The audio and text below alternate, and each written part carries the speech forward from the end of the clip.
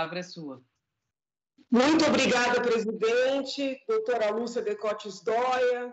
Cumprimento Vossa Excelência pela iniciativa, porque eu mesma estou aprendendo muito, né, ouvindo os antecessores, entendo importante esse resgate, porque nós construímos o futuro entendendo o passado e aprendendo com o passado. Então, muitos parabéns pela iniciativa.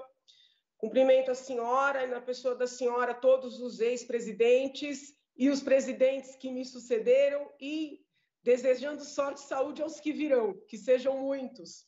Cumprimento também o senhor secretário de Justiça, doutor Fernando Costa, que foi meu colega de faculdade. É uma alegria poder vê-lo, né, num cargo tão sobrecarregado de responsabilidades, e sei que é uma pessoa muito sensível para estar nessa posição. É tão interessante relembrar, né, o que foi o CONEM na minha vida, porque quando o doutor Claudinho Tucci, que era da secretaria, ele não era secretário, mas era da secretaria, foi ele que formulou o convite, ele me chamou, ele disse assim: Janaína, vai ser um cargo honorífico, né, sem nenhum tipo de remuneração, em que você terá um dia do mês que coordenar uma reunião. E eu achei legal. Falei, poxa, que legal.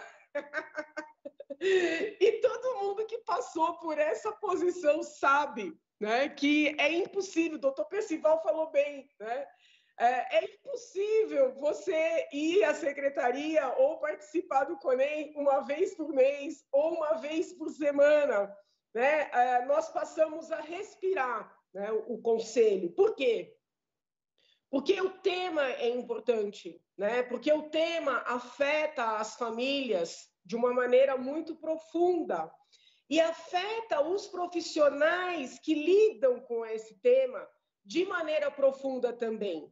E o tema é complexo, porque envolve aspectos, né, jurídicos. Então, tem um papel nas polícias, no Ministério Público, no Judiciário, né? Mas também envolve questões de saúde muito complexas. Então, assim, é um conselho que desafia cada qual, né? E desafia o presidente de maneira muito significativa. Eu acredito que a minha passagem pelo conselho tenha sido o despertar na minha vida da importância da bioética, que é a conciliação dos princípios do direito com os princípios da seara da saúde, né? E a gente tem que driblar as diferentes perspectivas. O que eu acho que eu colaborei? No que eu acho que eu colaborei de maneira muito significativa para essa história? Eu assumi o conselho num momento em que havia um racha, né, uma cisão muito profunda entre aqueles que acreditavam que a questão das drogas era passível de ser solucionada pelo direito penal, em especial com prisão, e aqueles que acreditavam que não havia nenhum papel para o direito nessa história, que era uma questão exclusivamente de saúde. Então, havia um cabo de guerra, né? Um cabo de guerra. E eu, talvez por acreditar, e continuo pensando assim, que o caminho do meio é sempre o mais próximo do correto, fui ali trabalhando os dois lados, né? Tentando tirar desses dois lados o que poderia gerar um consenso, e procurei nos eventos que organizamos, e foram muitos, e os eventos de que participamos, que também foram muitos, mostrar, né, que o desafio das drogas precisa ser enfrentado, né, sob uma perspectiva de prevenção, ou seja, de jamais estimular a entrada e a permanência no mundo das drogas, que parece uma coisa óbvia, mas não é. Então, o caminho da prevenção, muito importante, né, que envolve educação, inclusive de pais e professores, né? O caminho da repressão naquelas situações que são claras, né, de pessoas que se dedicam a explorar a vulnerabilidade alheia. Então, assim, porque fala-se muito daquele cidadão que se envolve com drogas e acaba vendendo para sustentar a própria dependência, mas nós sabemos que existem profissionais das drogas, que são aqueles que entram no business e tomam cuidado de não se envolver pessoalmente, né, com drogas, para poder ter a mente livre para gerenciar o business. Então, para esse grupo, a repressão é uma necessidade e nós temos que reconhecer isso. O tratamento para aquele cidadão que está profundamente envolvido com as drogas é uma necessidade. E por que não unir a esses 3 pilares a redução de danos? Então, eu entrei num conselho em que havia conselheiros que se apegavam exclusivamente a uma dessas vertentes, com exclusão das demais.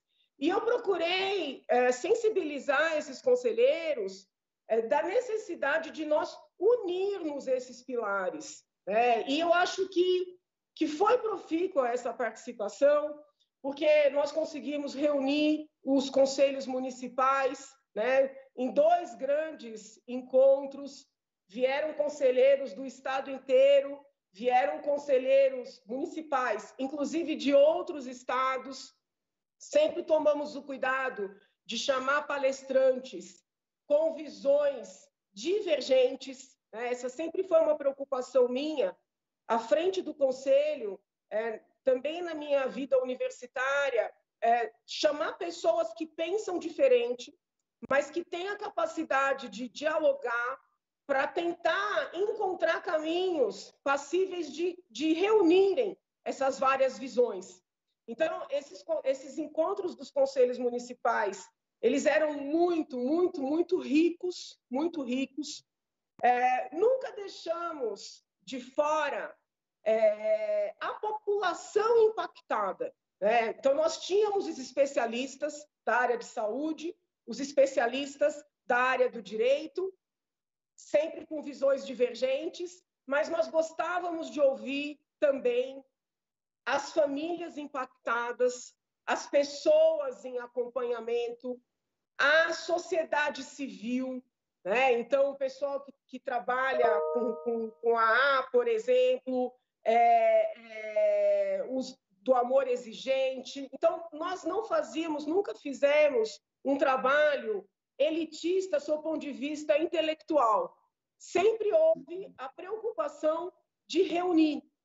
E dos muitos depoimentos que eu ouvi, de pessoas impactadas pelas drogas, eu me lembro bem do depoimento de um senhor que passou a ser dependente de álcool porque a família de origem portuguesa tinha o costume de tomar vinho toda noite e o vinho era servido, inclusive, para as crianças. Então, ele passou a tomar vinho toda noite com 7 anos de idade.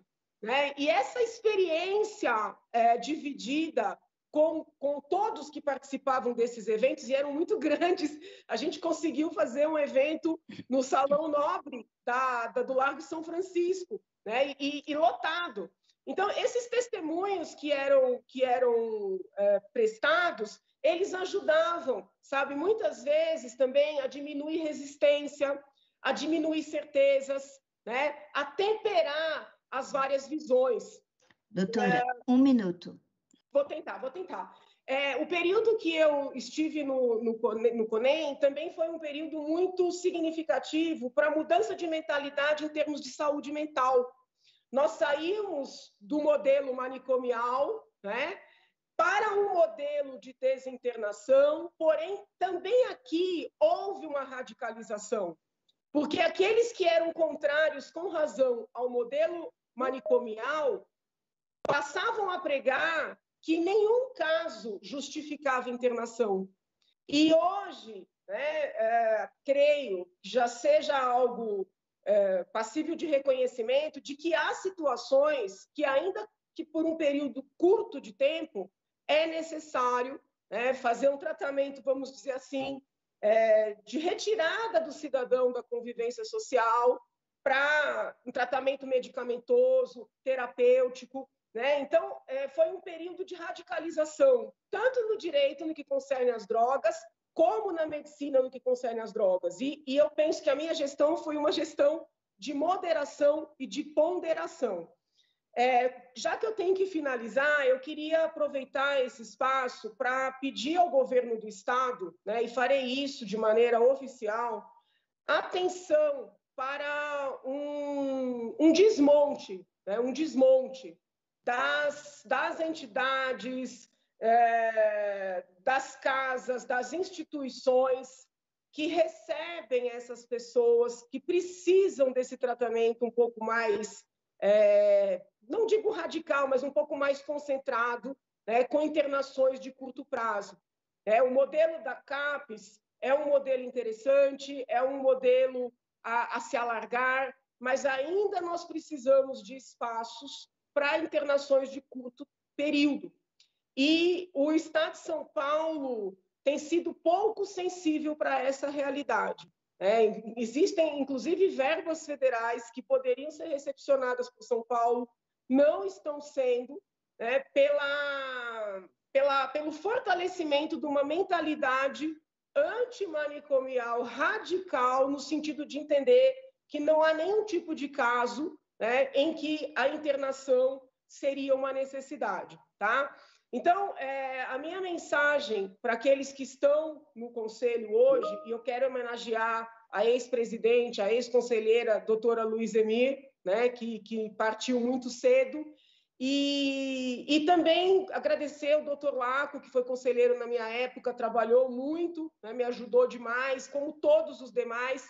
A minha mensagem, né, para aqueles que estão e para aqueles que virão é que a busca da ponderação, a busca da conciliação de visões, né, pode gerar mais frutos. Nós perdemos muito tempo, seja nessa temática, seja nas questões macro do nosso país, tentando provar que um lado está certo, né? E, em regra, é a comunhão de visões, né, que gera algum tipo de fruto, né, que pode render mais frutos para o nosso futuro. Então, sintam-se abraçados, saúde para todos, muitos parabéns e obrigada por essa oportunidade. Obrigada, doutora Janaína, pelas suas palavras.